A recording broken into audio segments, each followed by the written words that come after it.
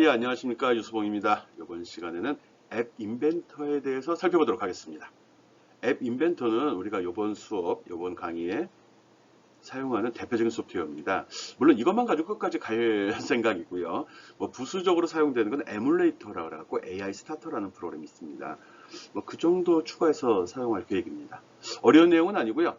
뭐 가볍게 뭐 보면서 이해해도 될 거라고 생각합니다. 하나하나 뭐 외워야 될 사항이 있는 건 아니고요. 그냥 무엇이 있는지 정도 알고 있으면 쉽게 따라갈 수 있을 거라 생각을 합니다.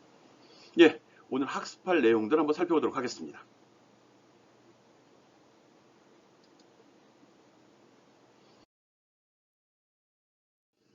예, 뭐 이것저것 많이 적어놨는데 뭐 봅시다. 뭐 특별히 나름대로 중요하다고 생각하는데 뭐 외울 필요까지 있을 거라 생각하지는 않고 있고요.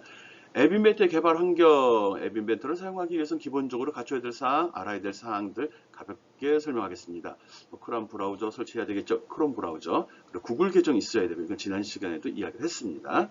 그 다음에 앱 인벤터 사이트에 접속한 다음에 그 다음에 스타트 뉴 프로젝트를 하고서 디자인하고 블록 만들고 이런 순서로 앱 개발이 진행이 됩니다.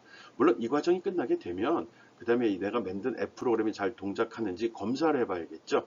이제 그럴 때 사용하는 방법이 에뮬레이터를 사용하는 방법과 폰에 직접 다운로드해서 사용하는 방법이 있습니다. 오늘은 그거까지 다 진행할 생각입니다. 에뮬레이터도 한번 사용해 보고요. 두 번째 시간이 될 것 같고요. 그리고 두 번째 시간에 그 에뮬레이터 설치 후 바로 첫 번째 앱 프로그램을 만들어 보도록 하겠습니다. 그런 걸 하기 위해서는 기본적으로 화면이 어떻게 구성되어 있고 어떤 작업을 어디서 하는지 뭐 이 정도는 알고 있으면 좋거든요. 그래서 앱 인벤터의 내부 구조에 대해서 가볍게 이번 시간에 설명을 할 계획입니다. 뭐 이런 내용들이 있는데 외워야 될 사항은 아니고요. 하나하나 하면서 어디에 뭐가 있다면 뭐하고 그냥 있구나. 어디쯤 뒤져보면 있겠지. 이 정도만 생각을 해주면 되고요. 실제 실습을 통해서 학습한 이후에는 그 블록은 이렇게 쓰는 거야. 그건 이런 기능을 수행하라지. 이것까지 알아줬으면 좋겠습니다. 뭐 부수적으로 소프트웨어 공학이나 앱 디버깅 이런 얘기 있는데 이거는 이제 뭐 깊이 있게 설명할 생각은 없고요. 이런 게 있다는 거 제목 정도 한번 봤다는 기억만 있으면 됩니다. 예, 구체적으로 한번 앱 인벤터 사용하는 거 살펴보도록 하겠습니다.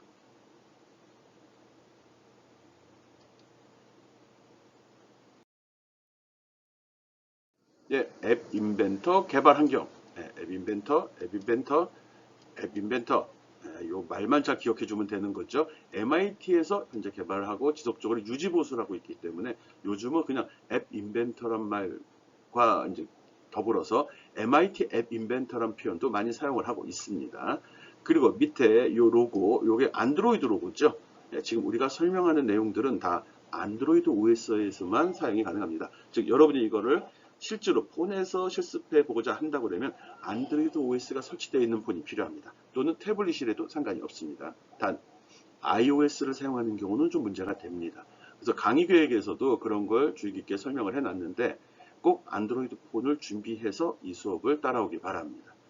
뭐 특별히 뭐 개통이 되어 있어야 된다 이런 제한은 없습니다. 아무거나 써도 되고요. 누구 폰을 빌려서 써도 상관이 없습니다. 네, 공기계라도 인터넷 연결만 되어 있다면 쉽게 사용할 수 있습니다. 인터넷이 연결이 안 돼 있다 하더라도 쓸 수 있는 방법은 있죠. USB 케이블만 연결하거나 아니면은 별도로 뭐 PC에 있는 APK 파일이라고 하는데 앱 설치 프로그램만 복사 받아서 그냥 직접 설치해 사용해도 상관이 없습니다. 좀 번거로우니까 그건 좀 지양하고요. 제일 좋은 방법은 다운로드하는 방법이고 더 편한 방법은 에뮬레이터. 에뮬레이터는 근데 좀 제한이 있기 때문에 USB 케이블을 이용하는 방법도 굉장히 좋습니다. 해보니까 생각보다는 편하고 좋더라고요. 단 USB 케이블을 이용한다 하더라도 이 다음 시간에 설명하는 AI 스타터가 설치되어 있어야지만 사용이 가능하다는 것 꼭 알고 있기 바랍니다. 예, 봅시다. 개발 환경이 어떻게 구성이 되는지.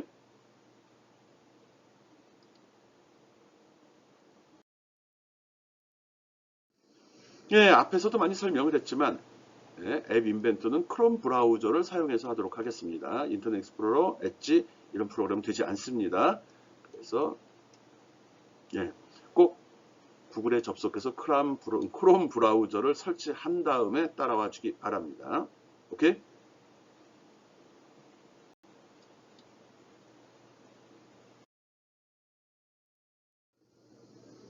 예, 크롬 브라우저를 설치했다면 그 다음에 있으면 그냥 쓰면 되는 거고요. 구글 계정을 꼭 만들어야 됩니다. 크라우딩 서비스를 한다고 그랬죠.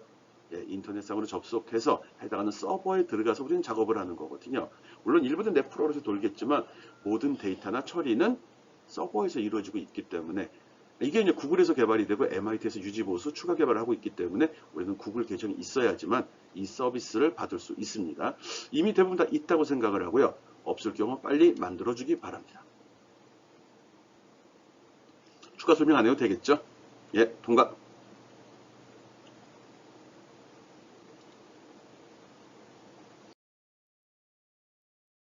예, 일단은 크롬 브라우저가 있고 구글 계정이 있는 상태라면은 그냥 구글 크롬 브라우저에서 AI2라고 쳐도 바로 검색이 이루어질 거고요. 첫 번째 있는 거 선택해도 되고요. 아니면 이렇게 AI2 앱 inventor.mit.edu라는 사이트에 접속하게 되면은 바로 서비스를 받을 수 있습니다. 크롬 브라우저에서 내가 구글 계정, 지메일 계정으로 로그인이 안 돼 있다 그러면 이런 식의 화면이 제시가 됩니다. 그래서 어떤 계정으로 서비스를 받을 건지 로그인을 하라고 설명을 합니다. 이건 내 거고요. 여러분께 뜨겠죠. 예, 이렇게 해서 앱 인벤터 사이트에 접속해서 지메일 계정으로 로그인을 하게 되면 바로 화면이 바뀌는데 그 화면 한번 살펴보도록 하겠습니다. 예, 조금 기다리면서 이런 화면이 나오고요. 처음에 이 그림이 나오는데 이거는 그냥 뭐 처음에 프로그램 소개하고 새로운 소식을 전달하는 창이라 생각하면 됩니다. 컨티뉴를 누르면 바로 넘어갈 거고요. 아, 처음 쓰는 학생들 같은 경우는 처음에 뭐 설문조사 이런 게 나옵니다. 나중에 한다고 하거나 취소시켜버리면 됩니다. 처음 접속해서 한 번 나올 겁니다. 그리고 이 안내 화면도 보기 싫다 싶으면은 요 옆에 있는 Do not show again 이거 체크해 버리게 되면 다음부터 이 화면은 나오지 않습니다. 뭐 이걸 갖고서 나 같은 경우는 이걸 늘 보면서 아 어떤 사항이 추가적으로 개발이 되고 있구나 다른 기능이 언제 제공이 될 거다 이런 사항을 확인하기도 하거든요. 그래서 필요 없으면 체크하고요. 아니면 컨티뉴 누르고 나올 때마다 잠깐 살펴보는 것도 괜찮은 습관이라고 생각을 합니다. 예, 처음에 안내 메시지창 웰컴 투 앱 인벤터 화면 컨티뉴 누른 다음에 화면 살펴보도록 하겠습니다.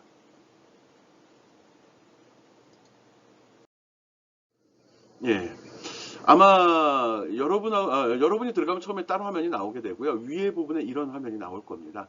여기에 보면 마이 프로젝트라는 부분이 있고요. 메뉴죠. 이걸 확장시키게 되면 첫 줄에 스타트 뉴 프로젝트라는 메뉴가 있습니다. 이걸 선택해 주면 됩니다. 새로운 거니까요.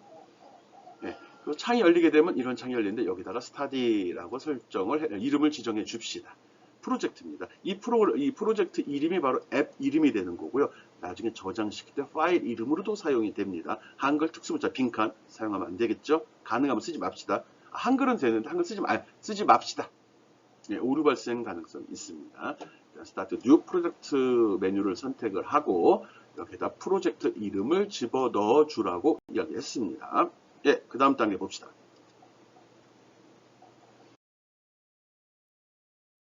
예, 이제 화면이 바뀌었을 거라고 믿고요. 오른쪽 위에 보면은 디자이너 블록 이게 두 개의 버튼이 있습니다. 지금 디자이너 창이 열려 있기 때문에 디자이너는 비활성화 좀 흐리게 표시가 되어 있을 겁니다. 그리고 오른쪽에 블록이라는 게 있을 거고요. 우리는 이 두 기능을 이용해서 앱을 개발하도록 하겠습니다. 이 두 개만 기억하고 있으면 되고요.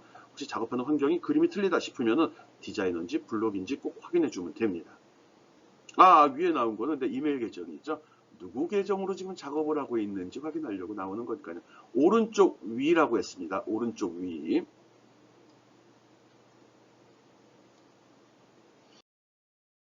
예, 이게 전체적인 화면입니다. 아까 앞에서 설명한 오른쪽 위는 이걸 이야기하는 거죠. 여기에 지금 내가 어떤 작업을 하는지 이 기능을 보고 설정할 수 있고요. 그리고 화면은 이렇게 구성이 됩니다. 내가 설정한 프로젝트 이름은 아이고 지워졌네. 예, 요 위에 이렇게 표시가 되죠. 예, 뭐 이름은 내가 실습하는 거에 따라서 이름을 좀 뒤에 다른 글씨를 붙여서 쓰기도 하니까 이것도 뭐 큰 의미가 있는 건 아니고요. 그냥 큰 구분이다 생각하면 됩니다. 아, 의미는 있죠. 프로그램 이름이니까. 메뉴들이 있고요. 지금 보이는 것 같이 이런 소프트웨어가 크라우딩, 즉 인터넷에 접속해서 구글 서버에서 제공이 된다는 거 알고 있고요. 기본적인 구성 화면 하나, 둘, 셋, 넷 나오는데 이걸 다 뷰라고 얘기하고요. 팔레트 뷰, 이건 뷰어, 그다음 컴포넌트, 이건 프로퍼티, 그다음 미디어 이렇게 디자이너 창은 하나, 둘, 셋, 넷, 5개의 화면으로 구성되어 있습니다. 직관적인 사용이 가능합니다. 특별한 설명이 없이도 쭉 보고서 대충 따라갈 수 있다는 거죠. 기본적인 사용법은 왼쪽에 있는 이 팔레트에 들어있는 이것들 있죠. 이게 부품이라고 생각합니다. 이거를 이 화면에다 배치해 줍니다. 마우스 끌어서 드래그 앤 드롭으로 배치하면 되고요. 그러면 이 화면이 그대로 내 폰에 뜨는 겁니다. 지금은 이제 설계 단계고요. 그리고 여기다 어떤 걸 배치하게 되면 배치된 내용이 이 컴포넌트의 목록으로 리스트업 됩니다. 무엇이 있는지 확인할 수 있다는 거죠. 또 여기서 사용하는 멀티미디어, 그림, 음악 파일, 동영상들이 있을 경우 여기서 업로드 파일을 눌러서 등록을 시켜줍니다. 그럼 미디어라는 데 등록이 될 겁니다. 그리고 컴포넌트에 등록되어 있는 사항 중 내가 특정 속성, 글씨의 크기, 색깔, 배경 이런 걸 조정하고 싶을 땐 프로퍼티 창에서 해당하는 항목을 지정을 해주면 됩니다.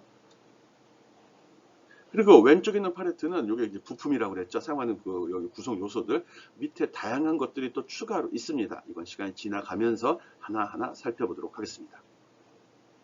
기본적인 화면 대부분 연두색 근육이 나오죠. 부드럽게 초보자라는 의미도 있고요. 예, 다음 페이지 보겠습니다. 예, 아까 보여줬던 화면들을 하나씩 살펴보도록 하겠습니다. 왼쪽 끝에 있는 걸 팔레트 패널이라고 합니다. 우리 그림 그릴 때 보면 이렇게 물감을 짜놓는 판때기 있죠? 그 붓으로 원하는 색을 골라내듯이 그런 용도로 팔레트라는 용어를 썼고요. 여기에 내가 내가 폰 화면에 표시되는 것을 구성하는 구성 요소들이 여기 다 리스트되어 있습니다. 이것들을 필요한 걸 끌어다가 여기다 배치만 해주면 되는 거죠. 팔레트 맨 왼쪽에 있고요. 네, 그렇게 기억해 주면 됩니다. 그리고 가운데 있는 걸 뷰어라고 합니다. 이거는 폰 모양이 나왔기 때문에 대충 감이 잡힐 겁니다. 이렇게 폰 모양이 나왔죠? 이걸 갖다 배치하게 되면 여기 그대로 표시가 되고 이대로 화면에 내 폰에 표시가 되는 겁니다. 오케이? 특별한 사항은 없습니다. 그리고 눈에 보이는 것들은 여기서 끌어다 배치하면 바로 여기에 표시가 됩니다. 그런데 센서라든지 어떤 특정한 기능을 수행하는 눈에 보이진 않지만 폰 뒤 내부에서 어떤 기능을 수행하는 것들은 보이지 않는 컴포넌트로 이 아래에 표시되도록 되어 있습니다. 특정을 갖다 놨는데 보이지 않는다. 그리고 밑에 표시됐다. 이런 거는 이건 화면에 표시되는 게 아니라 내부에서 어떤 값을 제공하는 요소로 사용이 되는 거구나 라고만 기억을 해주면 됩니다. 네, 다음 거 보겠습니다. 예, 다음은 컴포넌트 창입니다. 컴포넌트 뷰. 이거는 팔레트에서 내가 원하는 내용을 끌어다 여기 뷰어에 설치하게 되면 여기 설치되어 있는 배치된 그것들에 대한 목록을 리스트를 여기다 제시를 하는 겁니다. 무엇이 있는지. 여기는 순서는 큰 의미 없습니다. 순서가 뒤죽박죽 되어 있어도 크게 신경 쓸 필요는 없습니다. 그리고 여기 배치된 것에 이름을 바꾸려면 여기 리네임이라는 버튼을 사용을 합니다. 해당하는 걸 선택을 하고 리네임을 누른 다음에 창이 열리면 거기서 새로운 값을 이름을 주면 되는 거고요. 필요 없으면 여기 딜리트 눌러버리면 됩니다. 그러면 사라져 버리는 거죠. 그리고 여기에 선택된 내용들은 바로 프로퍼티 창에 나오겠죠.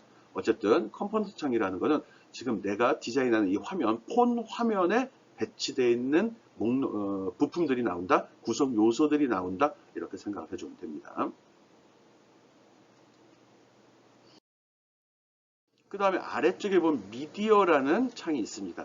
이건 아까도 얘기했듯이 멀티미디어, 그림, 음악, 동영상들의 파일이 필요하다 할 때 지금 이 작업은 구글 서버에서 이루어진다고 그랬죠. 그림이나 음악 파일은 내 PC에 있는 거고요. 그래서 그거를 구글 서버에 올려주는 거고요. 올려진 목록이 여기 표시가 됩니다. 이건 주로 픽처, 백그라운드 이런 용도로 사용이 되거든요. 그래서 여기 그림이 등록되어 있지 않으면 앱 프로그램의 아이콘 있죠. 우리 스마트폰에 뜨는 그 그림도 여기다 집어넣어주게 되어 있습니다. 그런 걸 미리 등록하고 등록된 내용을 표시하는 창입니다. 미디어. 지금 뭐뭐 하고 있는지 알죠? 팔레트, 뷰어, 컴포넌트, 미디어까지 했습니다.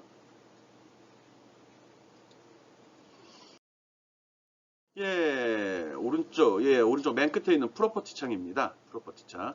이거는 컴포넌트에 배치되어 있는 항목들, 객체들의 내부 속성 값들을 지정을 합니다. 속성 값이라고 그러면은 버튼을 배치했다면 버튼의 크기, 버튼의 색깔, 또 버튼의 다른 속성들 있죠. 활용을 할 건지 말 건지, 버튼 내에 표시된 글씨, 정렬, 가운데 정렬, 오른쪽 정렬, 왼쪽 정렬 이런 것들을 설정하는 용도로 사용을 합니다. 다른 객체일 때는 또 다른 속성들을 제시하겠죠. 늘 여기서 컴포넌트에서 선택된 거에 대한 것만 이 프로퍼티 창에 제시가 됩니다. 네, 많이 씁니다. 많이 써요. 이걸 많이 조절해 줘야지 화면이 좀 더 이쁘고 시인성 높게 나타납니다. 예, 다음 거 보겠습니다. 기본 화면은 다 설명한 것 같은데? 예, 디자이너 화면은 이렇게 하나, 둘, 셋, 넷, 5개의 화면으로 구성이 되어 있고요. 주로 이 폰 화면에 표시되는 내용을 설정하는 용도로 사용을 합니다.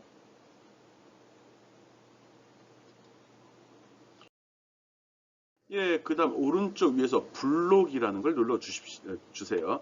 예, 디자이너하고 블록으로 구성되어 있다는 거 앞에서 설명을 했기 때문에 요 점 주의 깊게 기억하고 있고요. 어려운 내용은 아니니까요. 블록을 딱 누르게 되면 이쪽 화면 구성 완전히 바뀝니다. 크게 봐서 블록이 나오고 그 다음 뷰어가 나옵니다. 이 블록에서는 주로 앱 프로그램에서 어떤 버튼을 누르세요. 동작에 대한 정의가 여기 들어갑니다. 그 버튼을 누르면 어떻게 움직여야 된다, 어떤 값을 가져와야 된다, 이런 것들을 정의하죠. 앞에 디자이너는 화면에 표현되는 내용, 블록은 동작하는 내용, 이렇게 구분을 하면 됩니다.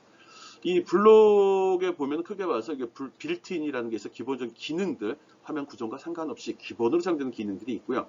여기 보면 스크린이라고 있는데 이 내용이 실제로 내가 배치한 것들, 화면에 표시하고자 하는 것들에 대한 목록이 나오고요. 그거에 관련된 블록들이 제시됩니다.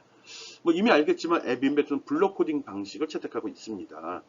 프로그램을 배울 때 별도로 우리가 명령어나 문법을 배울 필요 없이 단순하게 직관적으로 내가 필요한 기능들만 불러다 배치하고 연결하게 되면 원하는 기능 수행을 하는 거죠. 이렇게 하면 좋은 점은 문법 공부를 할 필요 없다. 프로그램 작성 시 발생하는 오타를 줄일 수 있답니다. 대부분의 프로그램 수업 중에 초기 한 2, 3주 동안에 교수님들이 골탕 먹는 거는 대부분 학생들의 오타거든요. 처음 하다 보니까 대소문자 구분 못하고 단어 모르고 명령어 모르고 띄어쓰기 잘못하고 이런 문제들이 발생이 되는데 이 블록 코딩 방식을 사용할 때 그런 문제가 전혀 발생되지 않습니다. 블록이라는 걸 쓰기 때문에 물론 그러다 보니까 초보자를 위한 거고 초보자를 위하다 보니까 문제의 소지를 제거하는 거죠. 어쨌든 이 두 가지 기능으로 구성이 되고요. 지금 블록이라는 버튼을 눌렀다는 것만 기억해 주기 바랍니다.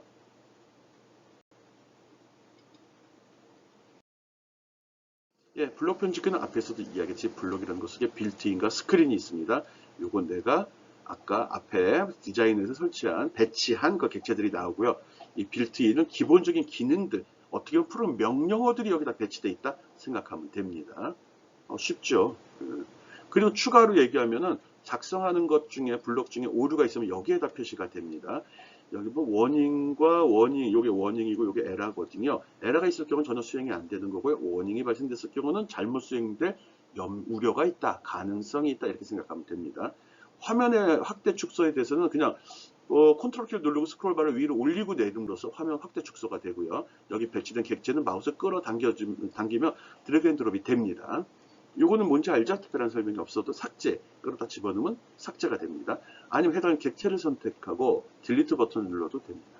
그리고 요거는 백팩이라고 합니다. 이 앱 인벤터에서는 복사하여 붙여넣기 기능이 없습니다. 단축키를 쓰는 기능이 없고요. 다 이 백팩이란 기능을 이용을 합니다. 복사하고 싶으면 해당하는 객체를 여기다 끌어다 집어넣게 되면 가방이 열리면서 저장이 되고요. 저장된 것, 복사해 놓은 걸 꺼내 쓰고 싶으면 이걸 누르면 여기 목록이 쭉 이렇게 제시가 되거든요. 거기서 원하는 블록을 끌어낼 수 있습니다.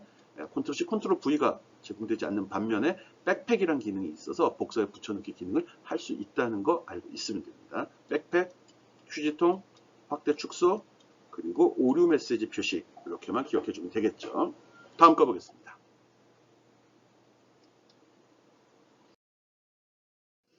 요청을 편집기 뷰어라고 그랬고요. 앞에서 이미 설명을 다 했네요. 확대 축소하는 방법, 백팩 쓰는 방법, 휴지통, 그 다음 오류 표시하는 방법, 그리고 사이즈는 특히 정해져 있지 않습니다. 내용이 있는 범위에서 무한대로 늘어납니다. 컨트롤 키 누른 상태로 스크롤바 위로 아래로 막 잡아당기면 되는 거고요. 마우스 오른쪽 버튼 눌러보면은 배치된 블록을 정렬하는 기능도 화면에 표시가 됩니다. 해보기 바랍니다. 그 밖에 블록이 배치된 데 몇 가지 기능이 있는데 그건 쓰면서 설명하도록 하겠습니다. 특별한 것도 아닌데 화면 구성 설명하고 있는 겁니다. 블록 화면이 훨씬 단순하죠. 창도 2개밖에 없고요. 그런 점 기억해 주기 바랍니다.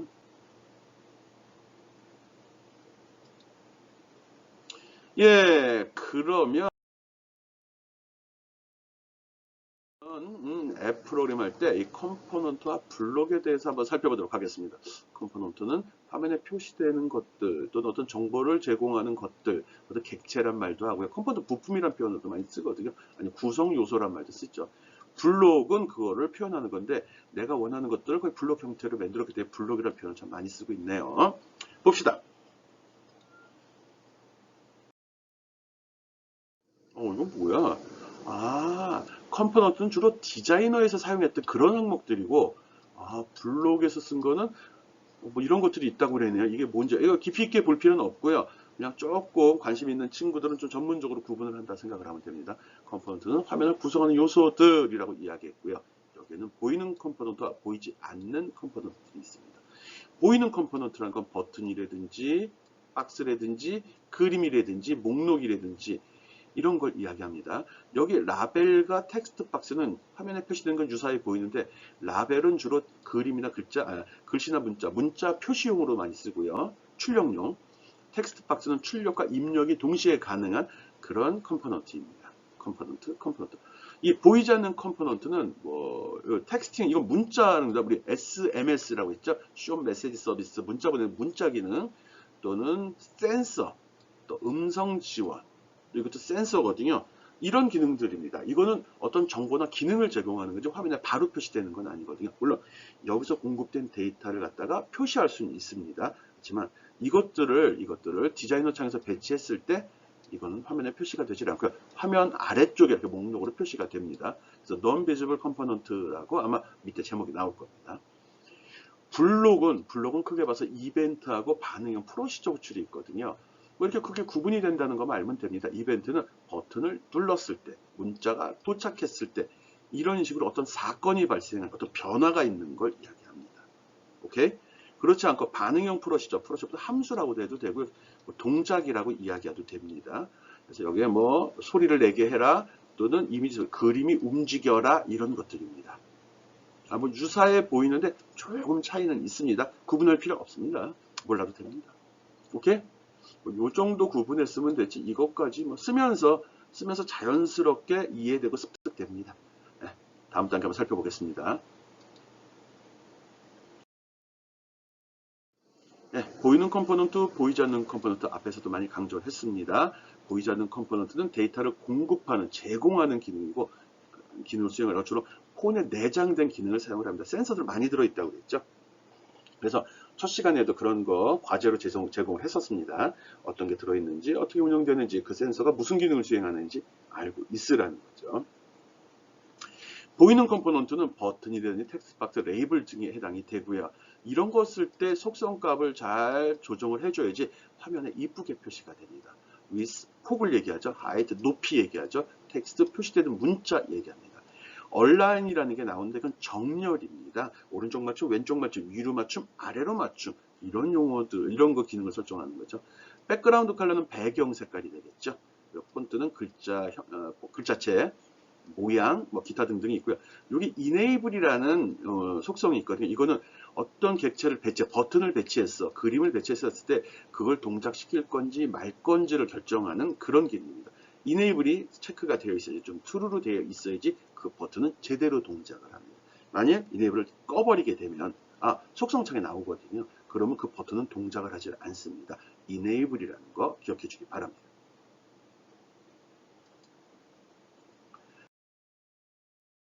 그다음 동작 액션이죠. 이건 블록창에서 주로 이루어지는 거고요. 각 컴퓨터의 변화에 대처하는 동작을 액션이라고 합니다. 즉 동작이라고 합니다. 버튼 누른다든지 문자가 왔다든지, 이건 내가 하는 동작, 이거는 외부에서 데이터가 도착한 걸 폰이 아는 거, 폰을 흔들어 갖고 센서의 값이 변한다는 거, 내가 이동해서 GPS 좌표값이 변한다는 거, 이런 것들을 다 동작이라고 합니다.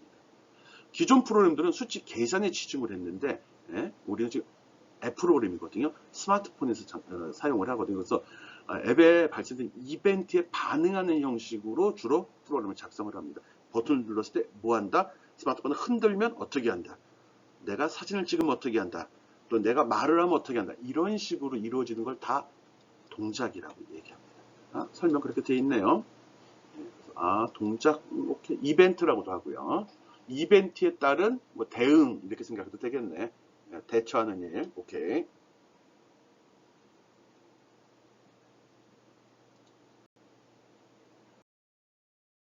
네. 이벤트란 말이 또 있는데, 이제 대처하는 걸 좀 구분을 하는 거죠. 이거는 실제로 그 애플이 하는 일이라고 생각해도 되고요. 초기 이벤트, 처음에 앱을 실행했을 때 어떤 일을 해야 되는지, 어떤 일을 하죠? 로고 내보내고, 그림 띄우고, 또는 현재 날짜나 시간을 확인해서 메시지 내보내고, 이런 걸 이야기합니다. 사용자 이벤트는 건 사용자가 버튼을 누른다든지, 소리를 지른다든지, 터치로 쭉 드래그 앤 드롭을 한 이런 일들을 이야기하겠죠. 타이머 이벤트. 요게 이제 일반인들이 잘 이해하지 못하는 부분인데 자동으로 수행될 때 그 스마트폰 내에는 별도의 시계가 있어서 내가 특별히 버튼을 누르지 않아도 일정 시간이 되면 자동으로 탁탁탁 동작하는 것들이 있습니다. 여러분이 좋아하는 게임은 기본적으로 타이머 이벤트를 다 사용을 합니다. 내가 아무런 액션을 취하지 않아도 적이 나서 총을 쏜다든지 이동하고 움직이게 되죠. 특정한 시간 단위로 움직이게 되는데 그걸 자동으로 움직이게 하는 그런 효과를 나타냅니다. 그런 용도에 쓴다는 거죠. 애니메이션 이벤트는 뭐 이미지 스프라이트, 볼 이런 객체가 있는데 뭐 화면상에 어떤 캔버스 그림판을 만들어 놓고 여기 어떤 그림을 배치한 다음에 이 두 그림이 움직이면서 움직이게 할 수 있거든요. 움직이면서 서로 부딪힌다든지 겹쳐진다든지 이런 거를 잡아낼 수 있습니다. 그런 사건들을 감지해낼 수 있다는 거죠. 그런 걸 애니메이션 이벤트라고 합니다. 한 3, 4주 차쯤 우리 한번 해볼 겁니다. 외부 이벤트는 뭐 문자가 도착했다든지 뭐 이런 거 얘기합니다. 뭐 인터넷상에서 어떤 값이 변화, 인터넷상에서 어떤 데이터를 불러와가지고 그 데이터를 기반으로 처리된다. 이럴 때 쓰는 걸 외부 이벤트라고 합니다. 보는 가만히 있지만 외부에서 데이터가 전달이 되면서 발생되는 것들이라고 합니다. 그래서 앱은 어떤 의미에서는 이벤트 처리기라고 얘기할 수 있습니다. 어떤 사건이 발생이 되면 그 사건에 맞춰서 어떻게 대응하는지, 어떻게 움직이는지 그걸 정의한 명령들의 모임, 이라고 이야기할 수도 있습니다. 이벤트란 말도 흔하게 씁시다. 늘 어떤 행사 뭐 이런 걸 보지 말고 모든 사건들, 모든 움직임, 변화를 다 이벤트라고 합니다.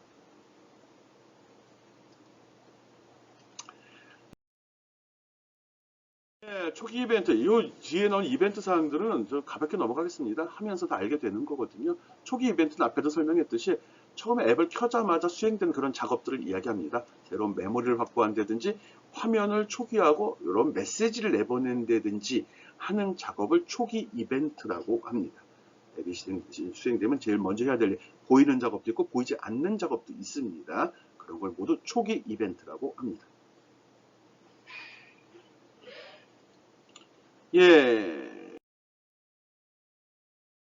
그 다음은 사용자 이벤트입니다. 사용자 이벤트. 이건 사용자의 어떤 액션이 있었을 때, 즉 사용자가 일으키는 이벤트로 가장 자주 발생되는 유형입니다. 어떤 게 있을까요? 버튼을 눌렀을 때 클릭, 또는 버튼을 터치, 누른다는 게 누르는 거 클릭도 있지만 누르는 시점, 띄는 시점, 누르고 가만히 있는 시점을 구분을 하거든요.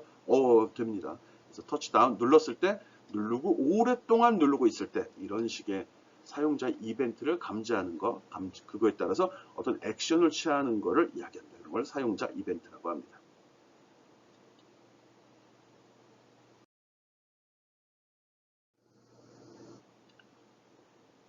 예, 그 다음은 타이머 이벤트거든요. 게임 같은 데 많이 사용이 된다고 했고요.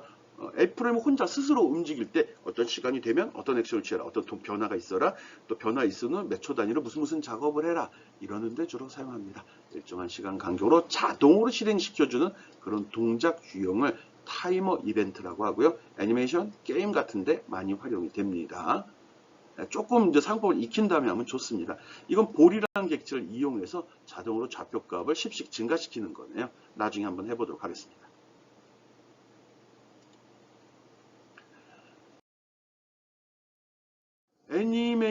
애니메이션 이벤트입니다. 이건 캔버스라는 그림이 표시되는 영역을 캔버스라고 이야기하거든요. 그 속에 그림을 이렇게 배치하게 되는데 그것들이 돌아다니면서 발생되는 어떤 사건, 이벤트를 감지하는 그런 역할을 합니다. 그림이 서로 충돌했다든지 가장자리에 붙었다든지 이런 게 감지가 됩니다. 우리는 별도 프레임 안 해도 됩니다. 이것도 어떻게 보면 단순한 작업이거든요. 일반 폰에서 일반 연기주를 할 때는 굉장히 험한 일인데 안드로이드 OS에서 동작하는 앱 인벤터 같은 경우는 쉽게 그 작업을 수행할 수 있습니다. 애니메이션 이벤트, 그림 간의 이벤트를 감지하는 거다. 이벤트 효과를 준다. 이렇게 생각하면 됩니다. 외부 이벤트, 폰에 문자가 들어오는 거, GPS 정보가 바뀐 거, 이런 것들을 갖다가 다 외부 이벤트랍니다. 폰 바깥쪽에서 발생된 데이터를 기반으로 해서 내가 동작하는 것들이라고 생각하면 됩니다. 대표적인 게 문자, GPS. GPS의 동작 원리도 한번 시간 나오면 살펴봤으면 좋겠네요. 오케이, 이거 한번 과제를 한번 내야겠다. 다음 거 보겠습니다.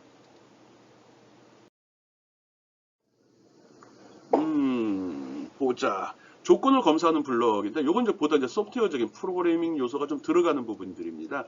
뭐 프로그램을 좀 할 줄 아는 친구들이 있으니까 간단히 설명을 하겠습니다. 컴페어라는 버튼을 클릭했을 때 이런 식으로 블럭에 동작하는 내용을 설명을 해줍니다. 클릭 아까 봤었죠. 그리고 조건이죠. 조건이란 건 참, 거짓, 크다, 작다, 같다. 그것밖에 없습니다. 크다, 작다, 같다. 이거 조건은 컴퓨터가 비교할 수 있는 거. 그리고 결과는 참이냐, 거짓이냐로만 나옵니다. 그래서 그때 쓰는 명령은 if라고 합니다. 블럭 앞에 if가 있으니까요. 그래서 이 조건, 여기 조건 나왔죠? 여기 조건이 쭉 나오는데 이 조건이 참이면 then이라는 요 뒤에 있는 명령을 수행을 하고요. 아니면 수행 안 합니다. 만일 아닌 조건도 하고 싶으면 여기 else라고 있죠? else란 조건 뒤에다가 해당하는 블록을 기술해 주게 되면 내가 그 결과 이 조건이 뭐냐에 따라서 참이면 예, 거짓이면 예를 수행하도록 하죠. 이런 조건은 이렇게 중첩되게 여러 개가 나올 수도 있습니다. 이 정도 할 수 있으면 다 배운 겁니다. 기본적인 사항이요. 요거는 뭐 2주차나 3주차쯤 들어가서 우리 한번 써보도록 하겠습니다. 조건을 검사하는 블록이 있다. 그거는 if라고 한다. if, 만일 라고 하죠. if라는 것만 기억해 주면 됩니다.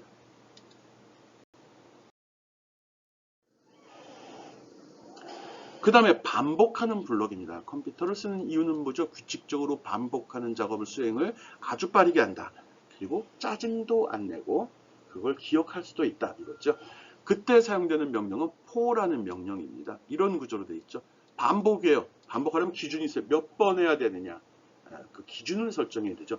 5번. 그렇게 되면은 1부터 5까지 일씩 증가시키면서 해라. 이런 기본적인 조건을 설정하게 되는데 이게 처음에는 좀 귀찮아 보이는 굉장히 중요한 일입니다. 이게 나중에 데이터로 활용이 되니까요. 일단 반복하는 블록이 있다는 거, 그때 쓰는 명령이 for라는 게 있다는 거 알고요. 또 필요에 따라서 while이라는 명령도 사용을 합니다. 이 내용은 전문 프로그램 언어 명령어들이거든요. 이걸 쓰는데 우리 블록으로 돼서 쉽게 쓸 거고요. 일반 프로그램 언어를 아는 친구들은 이미 다 뭐 감 잡았을 거고요. 반복문. 오케이. 넘어가면 되죠. 조건문 뭐였죠? 조건문은 if, 반복문은 for. 이 두 가지 명령만 알면 됩니다. while문, 뭐 for문으로도 커버 가능하거든요. 그렇지만 쓸 건 쓸 겁니다. 오케이.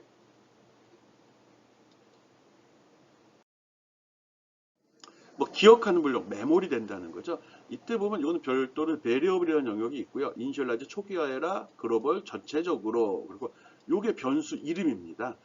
그리고 여기 저장되는 내용이죠. 이 앱 인벤트에서 사용된 변수는 숫자와 문자를 구분하지 않습니다. 숫자에 문자 넣어도 되고요. 문자에 숫자 넣어도 됩니다. 오케이? 뭐 그 밖에 전문적으로 리스트가 자동으로 생성이 됩니다. 모르지 이런 거. 리스트 이런 건 나중에 설명한. 나쁜 점은 배열이 안 됩니다. 배열 기능이 없거든요. 그래서 리스트를 잘 활용을 해야 됩니다. 뭐 이런 거는 최근에 나온 프로그램 언어의 공통점입니다. 최근에 나오는 프로그램 언어는 대부분 배열이나 포인터 같은 거 포인터 제공 안 하고요. 배열도 기능을 죽이는 추세고요. 리스트를 더 많이 활용을 합니다. 요거는 이제 뭐 전문 분야긴 한데 리스트를 쓰면 좋은 점이 많거든요. 메모리 효율이 높다, 사용이 간편하다 이런 것들이 있고요. 나쁜 점은 배열을 쓰는 것보다 초보자 입장에서 생각을 좀 더 해야 된다는 거 이런 게 있죠. 네, 어쨌든 기억하는 블록이 따로 있어서 특정한 변수를 선언하고 거기에 값을 지정할 때 주로 변수 선언할 때입니다. 그때 이런 거 사용을 합니다. 어렵진 않아요. 통과. 웹과 대화하는 블록인데 보통 앱은 폰 안에 저장된 정보만 사용해도 되지만 웹과 통신하면서 데이터를 주고받는 앱도 있습니다. 근데 이 앱 인벤트에서는 웹페이지를 그대로 표시하기도 하고 웹페이지에 API 데이터를 요청해서 쓰는 경우도 있습니다. 두 가지를 다 쓸지 모르겠는데 가능하면 요건 후반부에 쓸 겁니다. 후반부에서 웹DB 쓰는 거, 데이터베이스 쓰는 거 일부 하는 거 하고 기회가 된다면 막판에 시간 좀 되면 뭐 기상청 DB 접속해서 일기예보, 뭐 먼지, 미세먼지 그런 거 하는 것도 한번 해보고 싶은데 가능하면 뭐 한번 시도는 해보도록 하겠습니다. 시간이 어떻게 될지 몰라서. 그러니까 이거는 웹 데이터를 불러다가 그 내용을 분석을 해갖고 내 앱에다가 별도로 표시해 주는 거거든요. 뭐 쉽게 얘기하면 뭐 공공DB 이용한다. 공공 데이터베이스 이용하는 게 다 이 서비스들입니다.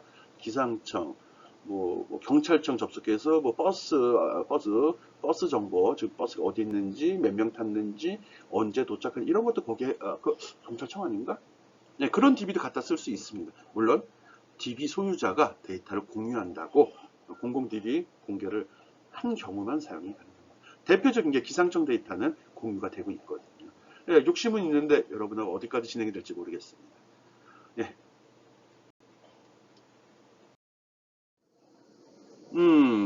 요건 이제 소프트웨어 공학적으로 이야기하는 건데 어려운 내용은 아니고요. 뭐 앞에도 한번 얘기했습니다. 앱을 개발할 때는 먼저 무엇을 짤지 아이디어 내고 계획한 다음에 설계를 하죠. 이 설계라는 게 지금 앱 인벤터에서 디자이너하고 블록 맨날 그게 바로 설계가 되는 거죠. 개발이라고 이야기해도 되고요. 그런 다음에 사용자가 테스팅을 하고 그 시스템 점검을 받은 다음에 오픈이 되는 거죠. 이 소프트웨어 공학에서 소프트웨어 공학을 사용하는 이유는 뭐 이런 이유입니다. 만드는 앱의 잠정 사용자를 가급적 빨리 일찍 그리고 자주 면담해라. 즉 정확히 요구를 파악해라 그 소리고요. 간단한 초기 프로토타입을 만들어서 점진적으로 기능을 추가해내라. 처음부터 한 방에 다 하려고 하지 마라. 하나씩 하나씩 만들어 나가라 이겁니다. 요구사항 명확히 파악하고 천천히 하나씩 해라 이 소리입니다. 하나에 하나씩 씩 기능을 코팅하면서 테스팅하는 겁니다. 한 번에 하지 마세요. 다 그렇게 합니다. 아무리 잘하는 사람도 한 방에 하는 건 없습니다. 코딩할 때 논리의 흐름에 따라서 설계를 해야 됩니다. 누구한테 얘기해도 말이 통해야 되고 말이 되는 걸 해야 됩니다. 1 더하기 1 하면 1 더하기 1이라는 데이터를 적고 연산자 적고 데이터를 적어라 이런 식의 규칙이 있듯이 그런 건 솔직히 논리거든요. 네, 그런 거에 충실하라는 겁니다. 그리고 작업을 할 때 크게 만들면 나누고 어려운 것도 층을 만들어라. 어려운 건 좀 구분해라. 아니 너무 어려운 얘기하는 것 같아요. 가능하면 주석을 달아라는데 앱 인벤터 주석 달기가 좀 까다롭거든요. 그래서 가능 설명을 안 하는데 달게 돼 있습니다. 그게 좋고요. 가장 좋은 거는 예, 블록을 만들 때 원리를 먼저 연필이나 종이에다 먼저 써가면서 하는 게 좋습니다. 내가 다른 프로그램 할 때는 순서도를 좀 강조를 하는데 순서도 먼저 그리고 들어오라는 거예요. 그게 바로 여기 구상 계획 단계거든요. 이걸 잘 해놔야지 프로그램이 참 완성도 높고 문제없게 작성이 되는 거거든요. 가능하면 강의할 때 그런 스타일로 해보겠습니다. 예, 이 정도 소프트웨어 공학적인 관점에서도 한번 살펴보기 바라는 거고요. 이런 절차를 밟는다는 거 알면 됩니다. 그리고 하나씩 천천히 작게 하는 겁니다. 앱 디버깅 기능은 있는데 별도로 설명을 수업 시간에 하지 않도록 하겠습니다. 어렵지 않거든요. 이거는 이제 블록을 하나하나 확인하면서 볼 수 있는 기능이고 그렇게 해서 나온 결과를 미리 볼 수 있는 기능인데 그냥 안 한다고 하긴 뭐한데 가능하면은 뭐 설명하도록 해보겠습니다. 잘 안 썼거든요. 너무 쉽다 보니까 굳이 이런 것까지 해야 되나 싶을 정도. 바로 쉽다는 소리는 만들기도 쉬운 것뿐만 아니라 실행 결과를 쉽게 확인할 수 있거든요. 근데 굳이 나중에 실행되면 어떻게 나올지 미리 돌려봐 라는 걸 할 필요가 없다는 거죠.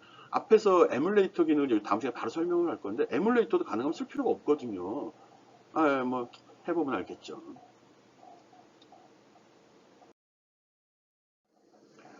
이 생각보다 굉장히 많네요. 예, 블록입니다. 컨트롤 블록이라는 게 이런 게 있거든요. 이 부분은 뭐 시간 되고 한번 쭉 살펴보기 바랍니다. 처음부터 알 수 있는 내용은 아닌데 if 명령에 대한 블록의 종류입니다. 그걸 컨트롤 블록이라고 한다는 거 기억해 주기 바랍니다.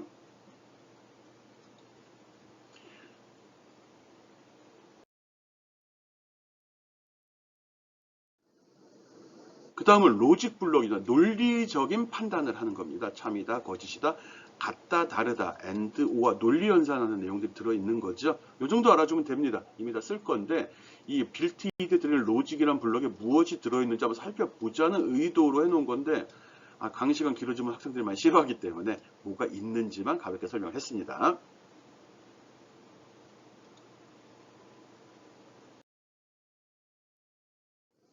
그 다음에 매스라는 블록이 있어. 물론 빌트인에 들어있는 내용이 수학적인 연산에 대해 함수를 여기서 주로 제공을 합니다. 개수 굉장히 많습니다.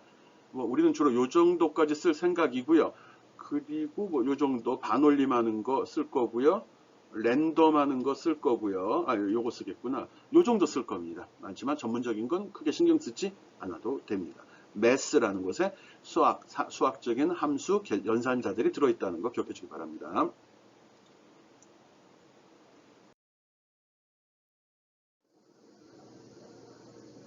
예, 텍스트입니다. 문자에 대한 처리들이 있습니다. 빈칸이라든지 문자를 여러 개 합쳐서 새로운 문자를 만든다든지 문자의 길이, 문자가 지금 그 문자가 어떤 객체, 라벨이라는 거 아까 썼죠. 거기에 문자가 있는지 없는지 확인하는 거 이런 것들을 합니다.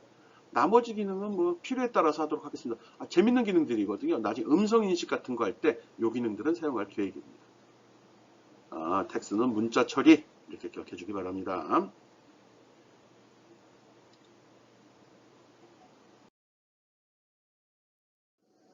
예, 리스트는 데이터를 표현하는 한 형식이거든요. 이거 일반인들 비전공자들은 이해하기 힘든 거고요. 전공자라 하더라도 2학년 이상일 때 이해할 수 있는 내용입니다. 이건 필요할 때 설명하도록 하겠습니다. 목록이에요, 목록. 어떤 변수에다가 값을 저장하는데 하나를 저장하는 게 아니라 여러 개를 묶어서 리스트, 목록으로 저장할 수 있는 기능이거든요. 네, 이거 나중에 설명하고 지금은 이해 안 되고요. 한 두 번쯤 쓸 것 같아요. 두세 번 정도 쓸 계획입니다. 알고 있으면 똑똑하다고 하죠.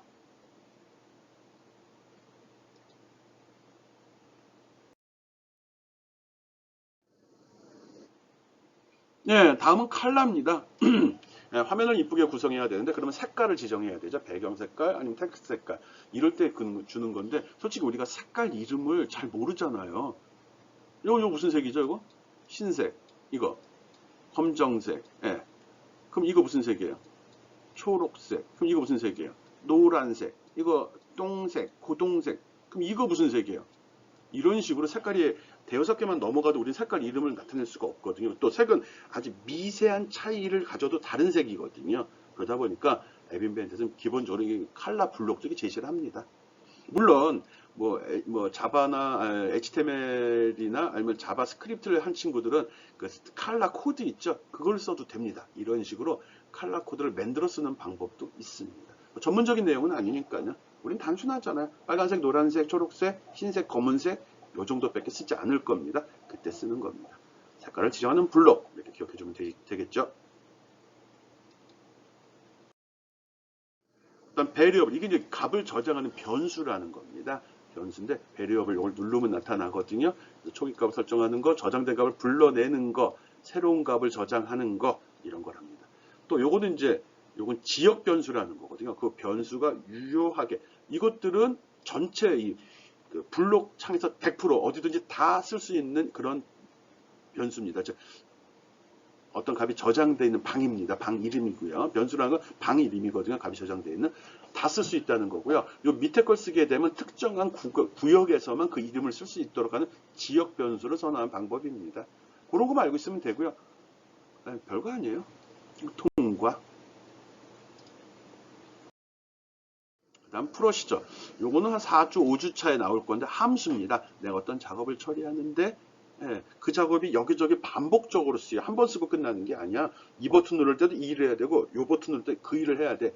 그럴 때 이 버튼과 요 버튼에다가 각각 블록을 모아서 기능을 다 정해야 귀찮다는 거죠. 그러면 공통사항이네 옆으로 빼가지고 프로시저라고 이렇게 정의를 해줍니다.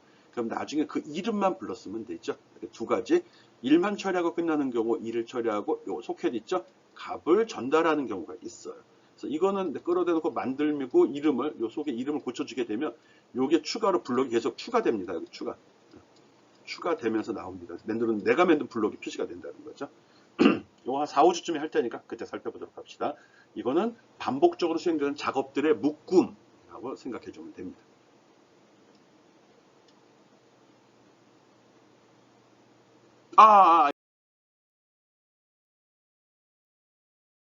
여러분이 좋아하는 마지막 화면이 나왔습니다. 지금 뭐 설명했죠? 앱 인벤터라는 거 설명을 했습니다. 처음에 들어가는 방법, 화면의 구성, 화면 내용들, 블록과 디자이너 창인데 거기서 각각 뭔지 주로 설명한 거는 아까 바로 직전에 설명한 거는 블록 창에 있는 빌트인 항목들이거든요. 그 정도까지만 기억해 주면 됩니다. 어려운 사항입니다. 외울 필요 없고요. 편하게 하고 쉽게 따라와 주기 바랍니다. 겁내지 말고. 예, 다음 시간에 또 보겠습니다. 수고했습니다.